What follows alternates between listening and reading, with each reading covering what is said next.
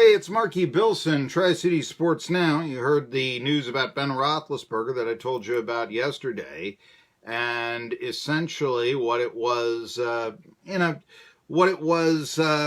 for the Steelers. Really, one thing about that, what does it mean for Josh Dobbs? Because if they really thought that Dobbs was ready and was going to be the, heir apparent to Ben Roethlisberger, you know what? How many quarterbacks do you know that sit for 5 years and then replace the established legend and then do great things? I don't know. I mean, I was thinking Steve Young, but Young did play for the Bucs for some time. Yeah, he was Joe Montana's backup. He also got some playing time, very memorably, I remember, in a 1987 playoff game before he became the starter in 1990. I know there was an old school idea that the starter must sit for a while and all this, and he must mature and so on and so forth. And I guess there have been plenty of quarterbacks that struggle early. I mean, old days, but he's still relevant in today's NFL because of being a commentator. Terry Bradshaw was that, certainly. You take away his rookie year, maybe his first 2 years, and his stats appear to be sensational. But he's anchored down with, say, a 1970 season that has 6 TD passes and 24 interceptions. So, then they say he had to come back for one last game to have more TD passes than picks, that sort of thing, and all this. And, but that wasn't that uncommon. Ken Stabler threw more picks than touchdown passes. The passing game back then was something you kind of did on third down. It wasn't necessarily the, high profile type of high percentage type passing that in the old days you would have, that sort of thing. Anyway, NFL draft, it is tonight. It's in Nashville. They do the first round. They have it go through 3 days. I remember actually, I'm going to sound like an old timer, but I remember when this was on Monday morning. And I would put a videotape in, go to school, 6-hour videotape, and then I would watch the first round again when I got home. One of those, don't tell me who they drafted, that sort of thing. But that's a little bit easier than, don't tell me who won, that sort of thing. Anyway, the NFL draft has become, it's in prime time on ABC. Think about that, on a Thursday night, which is a prime viewing night. And it shows you just what pro sports, or just what sports means. It's really the only thing that we absolutely insist to watch live anymore in today's era with Hulu and Amazon and whatever, or even the networks online. You can get by with maybe not watching your favorite TV show when it first airs. You can watch it online a little bit later. Pro sports, yeah, if you don't watch it when it happens, especially this era, where, Twitter and all the social media, you're going to know who won the ball game. You can't just, TiVo or record the game and then watch it later without being in a total vacuum and watch it, in an entertaining fashion.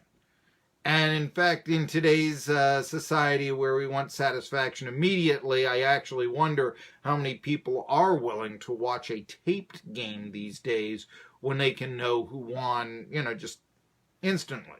All right, here's the box score. It's right up there. Anyway, the NFL draft, it is today, and it is like a political convention, according to Scott Goldberg. Before the NFL draft became like a political convention, but more popular, with cities competing to host it and its own jingle preceding each team's pick.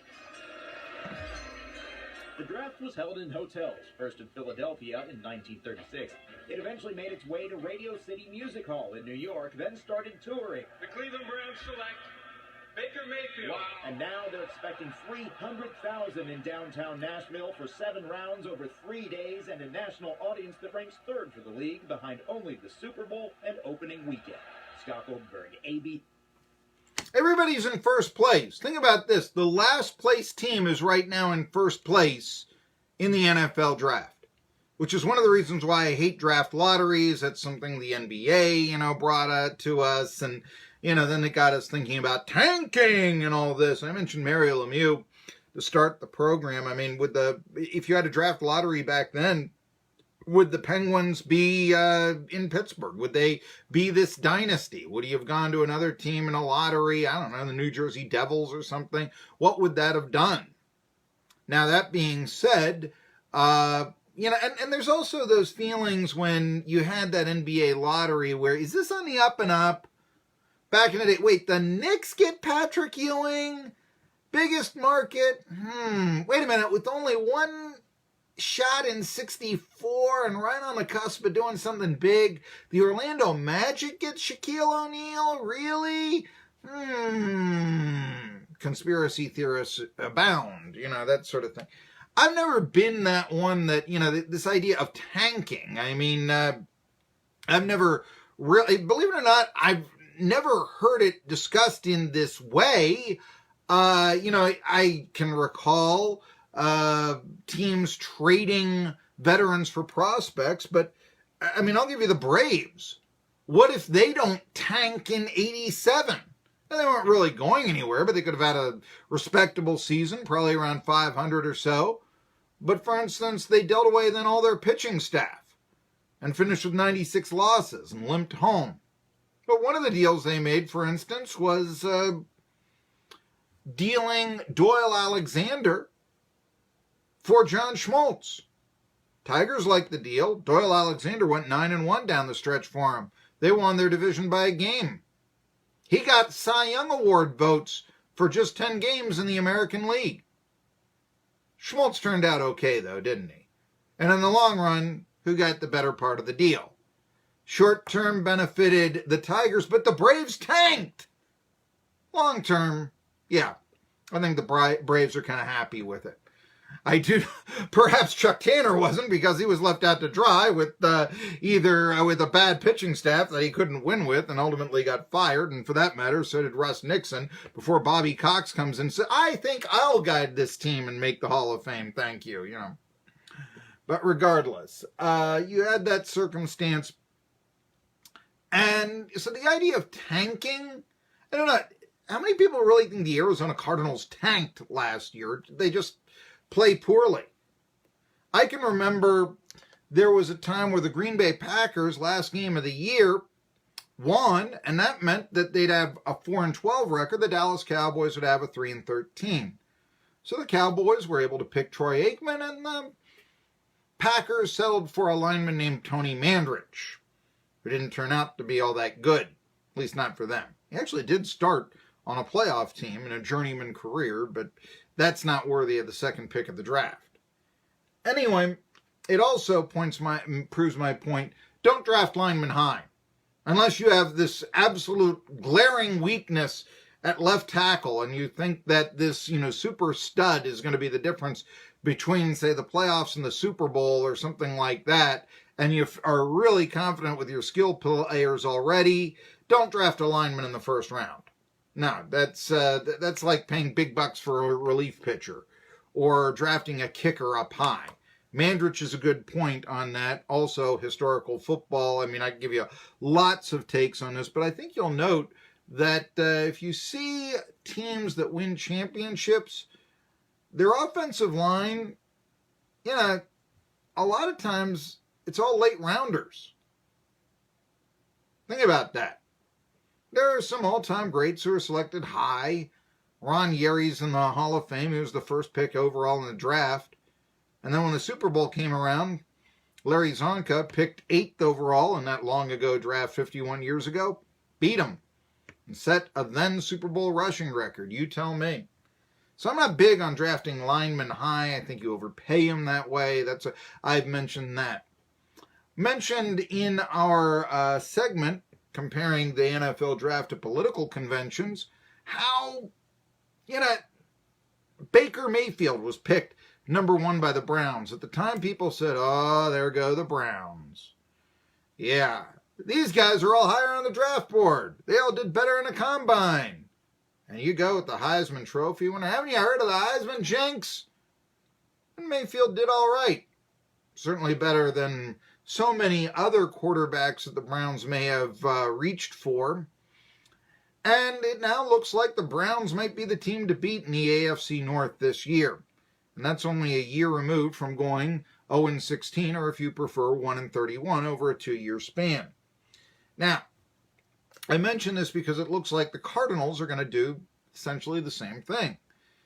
And the reason why we sort of scratch our chin on this, because like I said, I like taking quarterbacks high. I think they deserve it. Look, I mean, a quarterback is going to make or break your team. You know, the Rams once chose Orlando Pace number 1 overall. He was a great lineman. They continued to lose with him. They just didn't allow that many sacks. It wasn't until they added Kurt Warner off the scrap heap that they started becoming a Super Bowl team. They got the quarterback. All right, so that should tell you what's more important. What do you draft high? Still, though, Kyler Murray, it's a bit of a reach. Murray reminds me a lot of Doug Flutie. That's not a bad thing. Doug Flutie was a Heisman winner and a fine quarterback. Probably not going to make the Hall of Fame unless we're talking about the CFL. However, you are looking at a guy that led teams to playoffs. He was a successful quarterback. He was shorter. He was 5'9". Yeah, he had to roll out. And that's the sort of thing that Murray has to do. But they say in the Cliff Kingsbury offense, that's a good thing. Problem is, what is the Cliff Kingsbury offense? I mean, Mike Leach was able to win at Texas Tech. He could get the Red Raiders number 2 in the country. He's now doing great things up there at Washington State. I think he should have been the coach at Tennessee. However, Kingsbury, yeah, he had similar, passing game aficionado, a real guru. And yet he was fired by Texas Tech. Not for misconduct, for losing. Got a job as a coordinator in the Pac-12, and then the Cardinals, your modern innovative systems. You got to have a lot of faith in Cliff Kingsbury, a fired coach from Texas Tech, to really think, yeah, that Kyler Murray. I mean, let's ask it this. If I told you your quarterback that you have would have a similar skill level and productivity to Doug Flutie, you probably wouldn't complain. There are guys who had better productivity, but Flutie didn't stink in his career.